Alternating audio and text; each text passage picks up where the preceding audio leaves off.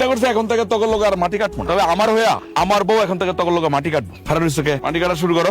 এটা আপনি কি কইতেছেন? আমি ওনাগুলোকে মাটি কাটবো কেন? কেন মাটি কাটবা বুঝো না? তুই মাটি না কাটলে টাকা কামাই করবা কেমনে? আমি কেন কামাই রোজগার করবো? এটা তো আমার কাজ না। তুমি কামাই রোজগার করবা, তুমি সংসার চালাইবা। আমার না কাজকর্ম করতে কিছু ভালো লাগে না, সেই কারণে আমি সিদ্ধান্ত নিয়েছি এখন থেকে আমি আর কোনো কাজকর্ম করবো না, সব কাজকর্ম করবি তুই। আপনার লজ্জা করে না এসব কথা কইতে? আমি মাইয়া মানুষ হইয়া পুরুষ মানুষগুলোকে এইসব কাজ করতে যাবো? ঘর সংসারে যা যা কাজ আছে আপনি করেন, আমি সব করে দিতেছি, কিন্তু আমি এইসব কাজ করতে পারবো না। তুই কাজ করতে পারবি না, তাহলে কি করবি? তুই রোজগার করে খাওয়াবি, এটাই ফাইনাল। সন্ধ্যা পর্যন্ত মাটি কাটটা টাকা লইয়া তারপর বাড়িতে আইবি। আমি আপনার বউ, আপনার ঘরের ইজ্জত, আমি না এই কাজগুলো করতে পারবো না। আল্লাহর দোহাই লাগে আপনি আমার এইসব কাজ করতে কইেন না। যদি টাকা পয়সা রোজগার না করো তোর লোকে আমি সংসার করবো না। আপনি এসব কথা কইেন না। আপনি আমার যা কইবেন আমি তাই করবো। আপনি আমার মাটি কাটতে কইতেছেন না, আমি মাটি কাটবো।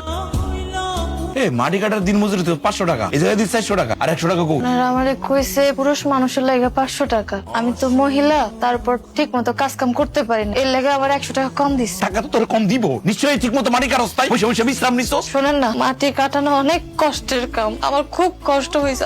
আমি আর এই কাম করতে পারবো না, দোহাই লাগে আপনি আমার আর মাটি কাটতে কইেন না। তুই যে একটা কামছো এটা আমার বুঝা সারা, তোরে দিয়ে আর যাই হোক মাটি কাটা হইব না। এর লাগে আমি বুদ্ধি কইরা তুই একটা অটো রিকশা কিনছিস, কালকে থেকে তুই অটো রিকশা চালাবি, সেই অটো রিকশা চালাইয়া সংসারটাও চালাবি। অটো রিকশা চাবি না। এসব আপনি কি করতেছেন? আমি একটা মাইয়া মানুষ, আমি রাস্তায় যাই অটো রিকশা চালাবো? এই তুই মায়া মানুষ হয়ে কি খাস না, ঘুমাস না, তোর পেট নাই? কারণ মায়া মানুষ তো ঘরের মধ্যে আটকায় থাকে না, ট্রাক চালায়, গাড়ি চালায়, বিমান পর্যন্ত চালায়। আমার একটা অটো রিকশা চালাইতে পারবি না? পুরুষ আর মায়ের মধ্যে কোনো ভেদাভেদ নাই। রিক্সা, গাড়ি আর বিমানের মধ্যে অনেক তফাৎ। আপনি যত কথাই কন না কেন, আমি রিক্সা চালাতে পারবো না। তুই রিকশা চালাইতে পারবি না? না 3 বেলা বসে বসে খাইতে পারবি? তুই রিকশা চালাবি না, তোর বাপরা চালাইবো। কি শুরু করছো তুই? বৌমা সারাদিন পরিশ্রম করে মাটি কেটে তাহলে তুমি চিৎকার চেঁচামেচি করতে চাও? তুই মানুষটা বসো।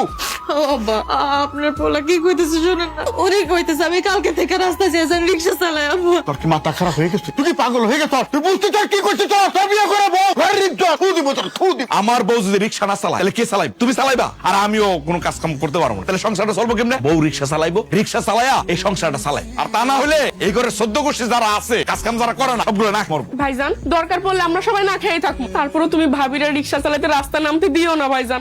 মান সম্মান কিছু থাকবো না। রে বাপ রে বাপ, খুব মান সম্মানের ভয়। আমার কোনো মান সম্মানের দরকার নাই, আমার দরকার টাকা। টাকা দরকার, সংসারটা চালাই তুইব, খাই পরে বাঁচতে হইব। বুঝা গেছে? এই লো অটো রিকশার চাবি, কালকা থেকে অটো রিকশা চালাইতে যাই। ভাবি, দরকার পড়লে তুমি তোমার বাপের বাড়ি চলে যাবা, তারপরে তুমি রিক্সা চালাতে রাস্তায় যাইবা না। বৌমা তুমি তোর বাপের বাড়িতে চলে যাও। আমার বাপে গরিব মানুষ, আমার বাপের বাড়িতে আমি কি করবো, কি খাবো? কত কষ্ট কইরা আমার আব্বা আমার বিয়া দিছে। আব্বা আপনি দেখেন নাই? আব্বা আমি যদি এই সংসার ছেড়ে চলে যাই তাহলে আমার আব্বা খুব কষ্ট পাইবো, সমাজের মানুষজন নানান কথা কইবো, বদনামি করবো। আমার আব্বা এটা সহ্য করতে পারবো না। তার থেকে তো ভালো আমি আমার স্বামীর আদেশ পালন করবো। আমার স্বামী আমার রিক্সা চালাইতে কইছে, আমি কালকে থেকে রিক্সা চালাবো।